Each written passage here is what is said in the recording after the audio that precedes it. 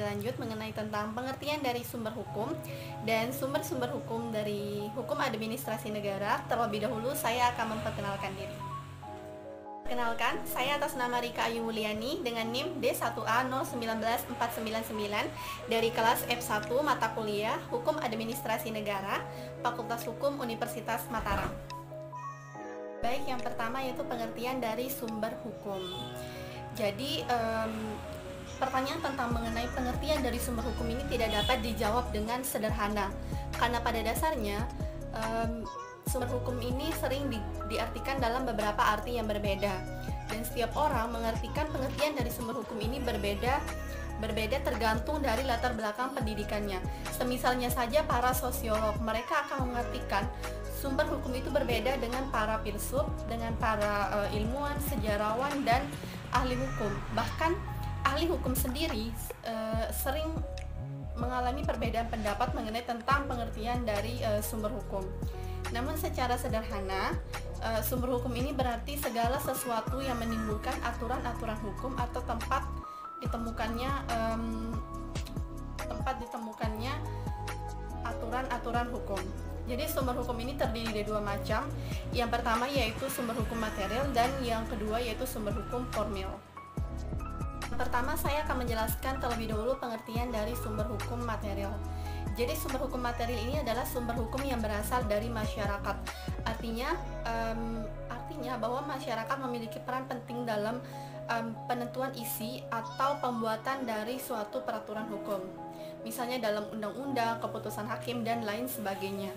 Dan sumber hukum material ini merupakan faktor yang menentukan isi dari suatu peraturan hukum.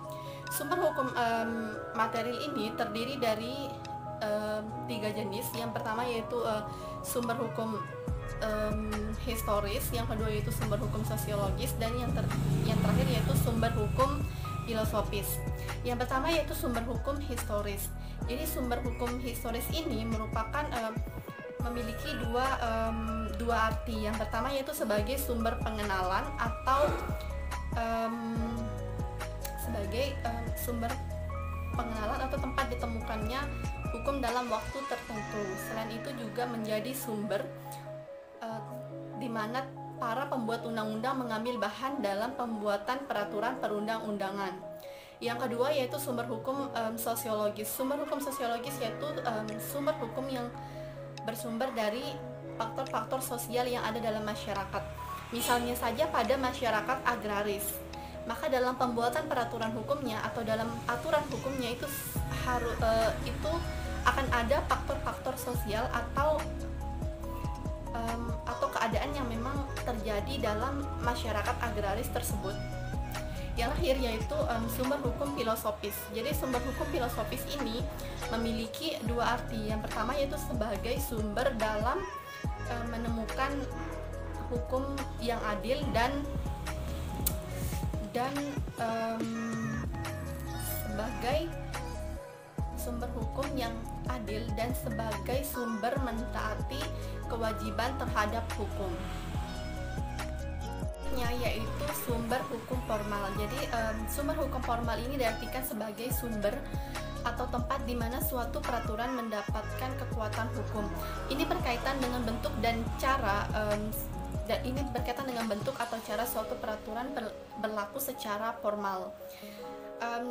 Sumber hukum formal ini terdiri dari jenis. Yang pertama yaitu peraturan perundang-undangan, yang kedua yaitu hukum tidak tertulis, yang ketiga yaitu jurisprudensi, dan yang terakhir yaitu doktrin.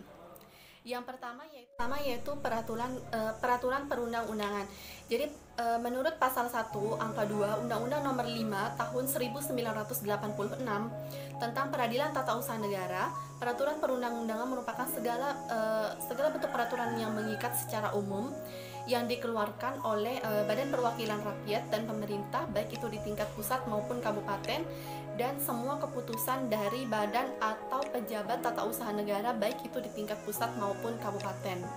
Yang kedua yaitu hukum tidak tertulis. Jadi hukum tidak tertulis ini merupakan sumber hukum yang berasal dari tindakan atau kegiatan-kegiatan administrasi negara yang kemudian dilakukan secara terus-menerus dan tidak menimbulkan pertentangan dari masyarakat. Yang selanjutnya yaitu jurisprudensi. Jadi jurisprudensi ini merupakan putusan hakim yang terdahulu yang keputusan hakim yang terdahulu yang dilakukan secara berulang-ulang oleh hakim lainnya dalam menyelesaikan perkara yang sama. Dan yang terakhir yaitu adalah doktrin. Jadi doktrin ini merupakan pendapat dari pakar atau sarjana atau ajaran dari pakar ahli hukum yang berpengaruh. Dari saya mohon maaf jika dalam penyampaian saya tadi terdapat kekeliruan, mohon dimaafkan. Terima kasih dan wassalamualaikum warahmatullahi wabarakatuh.